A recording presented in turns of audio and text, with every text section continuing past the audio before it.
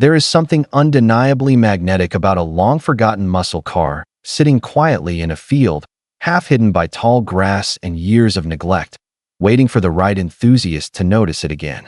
That's exactly the kind of story that unfolded when a Mopar enthusiast stumbled upon a rare 1970 Plymouth Barracuda Gran Coupe convertible resting outdoors, its once glossy black paint dulled by time, but its identity still intact. What makes this discovery remarkable isn't just the fact that another classic has been pulled from obscurity, but the specific configuration of this car, the rarity of its trim and body style combination, and the almost unbelievable detail that its original build sheet was still inside. In 1970, Plymouth introduced the third-generation Barracuda, and it was a dramatic departure from the earlier versions. The car moved to a brand-new E-body platform, shared with the Dodge Challenger, and adopted a far more aggressive, muscular stance. The redesign wasn't subtle. Everything about the 1970 model screamed performance and presence, from the wide track to the long hood and short deck proportions. It was Plymouth's boldest entry yet into the fiercely competitive pony car segment, and it arrived at just the right moment. For the first time, the Barracuda could be ordered with truly monstrous engines. The 440 cubic inch 6-barrel V8 and the legendary 426 cubic inch Hemi V8 were now available, transforming the car into a serious performance machine capable of holding its own against anything on the street. These big block options would go on to define the high-performance CUDA variants and cement the model's place in muscle car history. In total, Plymouth sold nearly 49,000 Barracudas for the 1970 model year. On paper, that production figure suggests a relatively common classic. However, as any seasoned collector knows, overall production numbers rarely tell the full story. Within those 49,000 units, there were countless combinations of body styles, trim levels, engines, transmissions, and colors. Some configurations were built by the thousands, while others barely cracked into triple digits. And despite the strong sales, many Barracudas have not survived the decades intact. Some were wrecked in their youth, others heavily modified, and many simply left to decay in barns, junkyards, and fields across the country. The Black Barracuda discovered by Mopar enthusiast Keith Noel fits into that latter category. Parked and forgotten for years, it might have easily continued its slow descent into the earth if not for a curious eye and a passion for rescuing overlooked Mopars. Field finds are not unusual in the classic car world, but this one stands apart because it isn't just another base model coupe with a common drivetrain. It's a convertible, and that detail alone changes everything. Convertibles were never the most popular body style for the Barracuda in 1970. While hardtops dominated production, only 2,501 drop-top examples were sold that year. That means just about 5% of total Barracuda production came without a fixed roof. In an era when buyers increasingly favored performance and practicality, convertibles were a niche within a niche. Today, that relative scarcity adds a layer of desirability to surviving examples. But this particular car goes even further into rare territory. It's not just a convertible, it's a Gran Coupe convertible. The Gran Coupe trim occupied a unique position in the Barracuda lineup. It wasn't the base-level model, nor was it the high-performance CUDA. Instead, it slotted somewhere in between, offering a more refined and upscale experience. The Gran Coupe featured additional trim, upgraded interior materials, and a generally more luxurious presentation compared to the standard Barracuda. Despite the coupe name, the trim was available in both hardtop and convertible form. Records indicate that Plymouth built only 566 Gran Coupe convertibles for the 1970 model year. That's less than a quarter of total convertible production. When you narrow it down even further by engine and transmission, the numbers shrink again. This particular example was ordered with a 318 cubic inch, 5.2-liter V8 engine paired with a TorqueFlite automatic transmission. The 318 was a common and reliable small block, a far cry from the fire-breathing 440 or Hemi, but perfectly suited to buyers seeking smooth cruising rather than quarter-mile dominance. In total, 19,038 Barracudas were equipped with the 318 V8 in 1970, but only 381 of those were Gran Coupe convertibles. Suddenly, this field find doesn't seem so ordinary. And then there's the color. The fender tag confirms that this Gran Coupe was originally finished in TX9 Black Velvet. Black may seem like a common color today, but in 1970, it was among the rarest choices for the Barracuda. While precise paint statistics are difficult to pin down, estimates based on surviving data suggest that only about 1,262 Barracudas were ordered in TX9 that year. That's roughly 2.5% of total production. When you combine that rare color with the Gran Coupe trim and convertible body style, you're likely looking at a car that exists in extremely small numbers, possibly fewer than 10 examples built in this exact configuration. That rarity becomes even more compelling when you consider what was found inside the car. Tucked away in the passenger side rear seat was the original build sheet. For classic Mopar enthusiasts, a build sheet is pure gold. It documents the car's original specifications, options, and assembly details. Finding one intact in a convertible that appears to have spent years outdoors is nothing short of remarkable. Paper rarely survives moisture, heat, and time without significant deterioration, yet this build sheet was reportedly in surprisingly good condition. The presence of the build sheet also raises the possibility that the car may be an unrestored survivor, or at least largely original. While its overall condition is undeniably rough, the survival of factory documentation suggests it wasn't heavily disassembled or altered at some point in its life. That authenticity matters greatly in today's collector market, where originality often commands a premium. Visually, the Barracuda shows the scars of its time in the field. The paint is faded, the body likely harbors rust in predictable areas, and the mechanical systems will almost certainly require comprehensive attention. Yet there are encouraging signs. The soft top and interior appear surprisingly solid given the circumstances. For a convertible exposed to the elements, one might expect shredded fabric, waterlogged seats, and extensive mildew. Instead, the materials have held up better than anticipated. This suggests that the car may have had some form of protection, perhaps a tarp, a temporary shelter, or even partial coverage under a carport, for much of its time off the road. The question inevitably arises, is it worth restoring? From a purely financial standpoint, the answer isn't straightforward. Comprehensive restorations are expensive, often exceeding the finished market value of the car, especially when dealing with non-big block variants. Collectors typically gravitate toward high-performance Cudas with 446-barrel or 426 Hemi engines. Those cars can command six-figure prices, justifying extensive restoration budgets. A 318-powered Gran Coupe convertible, even with rare color and trim, may not reach those heights. However, restoration isn't always about maximizing return on investment. For many enthusiasts, it's about preserving history, honoring rarity, and bringing a unique car back to life. This Barracuda's combination of convertible body style, Gran Coupe trim, TX9 Black Velvet paint, and surviving documentation makes it a compelling candidate for a labor-of-love project. It represents a slice of Mopar history that is unlikely to be replicated or rediscovered in abundance.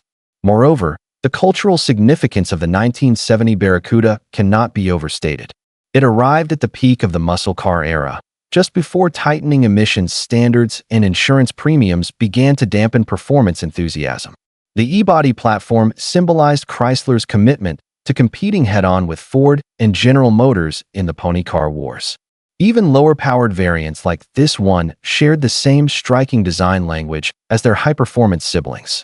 Rescuing this car would mean preserving not only a rare configuration, but also an artifact from one of the most exciting periods in American automotive history. Every fender line, every chrome accent, every interior detail tells a story about 1970 design priorities and consumer tastes. Restored properly, the car could once again cruise with the top down, its black paint gleaming under sunlight just as it did more than 5 decades ago. Ultimately, whether this Mopar is worth restoring depends on the perspective of its next caretaker. From a numbers standpoint, it's undeniably rare. From a market standpoint, it may not promise huge financial gains. But from an enthusiast standpoint, it offers something far more meaningful: the opportunity to save a unique piece of history from permanent decay. It's not too far gone. It retains critical documentation, and it carries a rare and desirable configuration. If Keith Noel chooses to haul it back to his shop and begin the long process of revival, he won't just be rebuilding a car. He'll be rewriting its final chapter. Instead of fading quietly into the grass, this 1970 Plymouth Barracuda Gran Coupe convertible could once again represent the bold spirit of Mopar performance and style. And in a world where so many classics are lost to time, giving this rare drop-top a second chance might be reason enough to take on the challenge. Bringing this Barracuda back from the brink would not be a simple weekend project. It would require patience, resources, research, and a deep respect for originality. The body would likely need to be stripped down to bare metal to assess the true extent of corrosion. Floors, trunk pans, lower quarter panels, and frame rails are common rust areas on e-body Mopars, especially those that have spent years exposed to moisture. Even if the exterior looks manageable at first glance, hidden structural deterioration can quickly turn a cosmetic refresh into a full-scale restoration. Yet that's part of what makes a rescue like this so meaningful. Every repaired panel and rebuilt component would represent another step in preserving something genuinely uncommon. The convertible structure adds another layer of complexity. Unlike hardtops, drop-tops rely on additional reinforcement in the chassis to maintain rigidity. Over time, especially when subjected to uneven ground in a field, these cars can develop sagging or alignment issues. Careful measurement and proper bracing would be essential before any major structural repairs begin. If handled correctly, however, the end result could be a solid and reliable cruiser that feels remarkably close to how it left the factory in 1970. Mechanically, the 318 cubic inch V8 is both a blessing and a challenge. On one hand, it's a durable and widely supported engine with plentiful replacement parts available. Rebuilding it to stock specifications would not be prohibitively complicated. On the other hand, some enthusiasts might be tempted to swap in a more powerful big block for added excitement. But doing so would erase part of what makes this car special. The fact that it retains its original drivetrain configuration, confirmed by the fender tag and build sheet, adds authenticity. In today's collector market, preserving that originality often carries more long-term value than chasing horsepower. The TorqueFlite automatic transmission is another period-correct component that deserves attention rather than replacement. Known for its durability and smooth operation, it fits perfectly with the Gran Coupe's more refined character. This wasn't intended to be a stripped-down drag machine. It was a stylish personal car designed for comfortable cruising with the top down. Restoring the drivetrain to factory condition would honor that original purpose. Then there's the paint. TX9 Black Velvet is a color that, when applied properly, can look absolutely stunning. Black finishes are unforgiving, highlighting every ripple and imperfection in bodywork. Achieving a flawless result would require meticulous preparation and skilled craftsmanship. But imagine the transformation, from faded, weathered panels sitting in a field to deep, mirror-like black paint reflecting the sky. Paired with the chrome trim and elegant Gran Coupe detailing, it would command attention at any classic car gathering. The interior restoration would likely be more straightforward, given its surprisingly solid condition. Convertible interiors often suffer heavily from sun exposure and moisture damage, yet this example appears to have survived better than expected. Careful cleaning, minor repairs, and sympathetic restoration could preserve much of the original material. Retaining factory upholstery, even with minor patina, can be far more appealing than replacing it entirely. That delicate balance between restoration and preservation would define the project's character.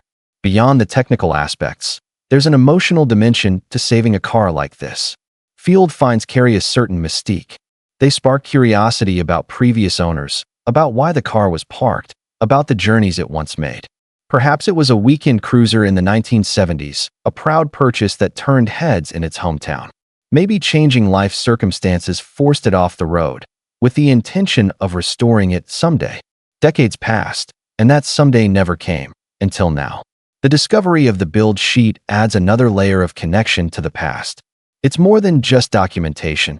It's a tangible link to the day the car was assembled.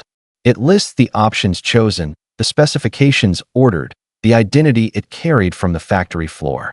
For Mopar enthusiasts, that sheet of paper is a roadmap back to authenticity. It ensures that the restoration, if undertaken, can remain faithful to the car's original configuration rather than relying on guesswork. Market realities will always influence decisions. A full, Concours-level restoration could easily exceed the car's projected resale value. But the classic car hobby isn't always driven by spreadsheets. Many of the most memorable builds are completed not for profit, but for passion. This Barracuda's rarity, convertible body style, Gran Coupe trim, TX9 paint, 318/automatic combination, and surviving documentation creates a compelling case for someone who values uniqueness over raw performance statistics. There's also the broader significance of preserving less celebrated variants. While Hemi and 446-barrel Cudas dominate headlines and auction catalogs, cars like this tell a more nuanced story about the era. They reflect the choices of buyers who wanted style and comfort rather than maximum speed. They show that the muscle car era wasn't solely about quarter-mile times. It was also about identity, aspiration, and everyday enjoyment. If restored and returned to the road, this Barracuda wouldn't just represent another shiny classic at a car show. It would represent resilience. It would stand as proof that even after years of neglect, a rare configuration can be rediscovered and revived. It would give enthusiasts a chance to see a seldom encountered combination in person, to appreciate the subtle differences that set the Gran Coupe apart from its more famous siblings. In the end, the future of this 1970 Plymouth Barracuda Gran Coupe convertible rests in the hands of whoever chooses to take responsibility for it next. It could remain a field-find curiosity, discussed briefly before fading from memory. Or it could become a meticulously restored symbol of dedication and craftsmanship. The ingredients are there: rarity, documentation, historical context, and enough structural integrity to make salvation realistic. For a Mopar enthusiast willing to invest time and heart into the process, this car offers something priceless: the chance to rescue a unique chapter of American automotive history and ensure it doesn't disappear forever. And sometimes, that opportunity alone is worth far more than any projected auction result.